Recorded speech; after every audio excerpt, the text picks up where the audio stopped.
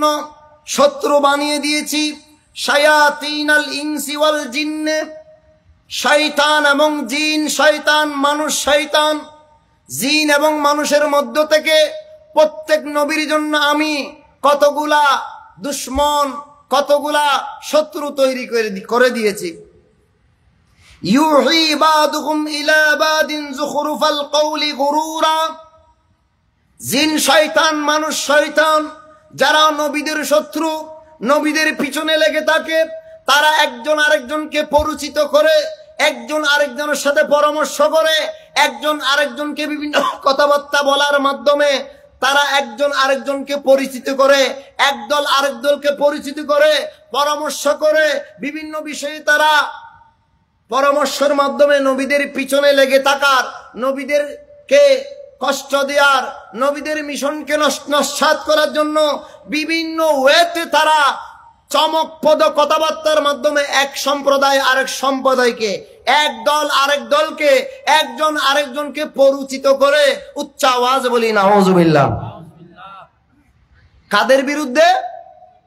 একটু কথা বলতে হবে। কাদের বিরুদ্ধে? নবীগণের বিরুদ্ধে। আল্লাহ বলে প্রত্যেক নবীর বিরুদ্ধে, প্রত্যেক নবীর জন্য জিন এবং মানুষের মধ্য থেকে কিছু শয়তান আমি সৃষ্টি করে দিয়েছি। এদের কাজ হচ্ছে নবীদের পিছনে লেগে থাকা, ঠিক কিনা? যদি নবীদের পিছনে শয়তান জিনের মধ্য থেকে, মানুষের মধ্য থেকে শত্রু লেগে থাকে, তো আমরা যারা সেই নবীগণের অনুসারী, আমাদের পিছনে শত্রু থাকবে কি থাকবে না? নাকি দুনিয়ার সবাই আমাদের বন্ধু হয়ে যাবে?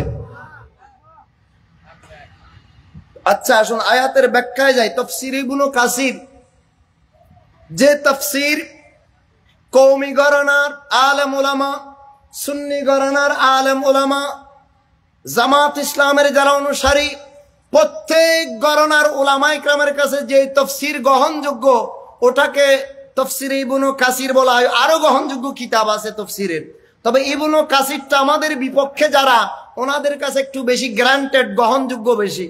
সৌদি আরব সহ আরব বিশ্বে তাফসীর ইবনে কাসিরের হাওলা দিলে, রেফারেন্স দিলে এটা অতি সহজে গ্রহণযোগ্য হয় ওনাদের কাছে।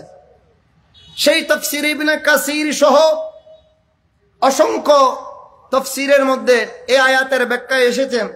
আন আবি যার রাদিয়াল্লাহু তাআলা قال আতাইতুন নবিয়্য, সবাই বলি সাল্লাল্লাহু তাআলা আলাইহি ওয়াসাল্লাম, ওয়া হুয়া ফিল মসজিদে। হযরত আবি যার রাদিয়াল্লাহু তাআলা বলেন, একদা রাসূল পাক সাল্লাল্লাহু তাআলা আলাইহি ওয়াসাল্লাম মসজিদে নববীর মধ্যে আসলেন। ফাজালাসাত, তখন আমি মসজিদের মধ্যে বসা ছিলাম।